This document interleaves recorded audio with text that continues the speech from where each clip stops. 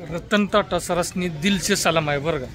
कधीच माणसं हायतवर कुणाची कदर करत नाही ती. मग ती वस्तू असो माणूस असो, दुसऱ्याचा भलं विचार करणाऱ्याला माणूस आहे किंवा ती वस्तू आपल्याकडे आहे तोवर त्याची काहीच किंमत नसते. विषय काय आहे बघा. आज आपण एक टाटा नॅनो बघतोय.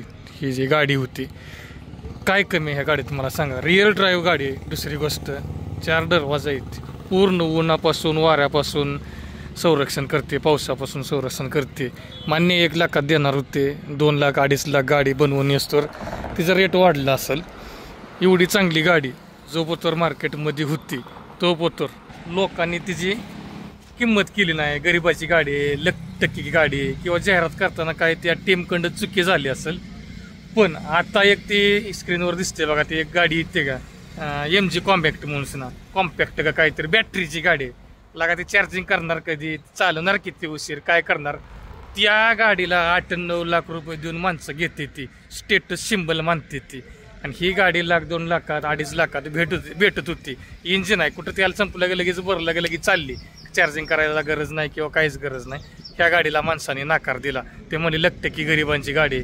अरे त्या सरांनी केवढा मोठा विचार केला. रतन टाटा सरांनी विचार करा की गरिबासाठी त्यांनी कमीत पेमेंटमध्ये एखादी वस्तू निर्माण करून दिली. ती 2 चाकीवर आपण भिजतो, पडतो, वारा लागतो, सामान काही नेता आणता येत नाही.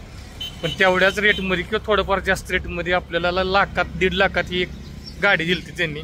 पण आपण ती घेतली नाही, कारण की आपल्याला वाटायची ती गरिबाची गाडी असं तसं. आणि आज बॅटरीची चायनाची गाडी तुम्ही घेताय 8-9 लाख रुपये देऊन स्नान म्हणताय लय भारी आणि लय. तर ह्याच्यापेक्षा तिला का गाडी बारकी आणि काय कामाच तरी आहे का रे. विचार करा की हाय तोवर माणसाची कदर करा, सपोर्ट द्या किंवा एखादी वस्तू आपल्याकडे आहे तोवर त्याची चांगलं निगा राखा. असं. धन्यवाद.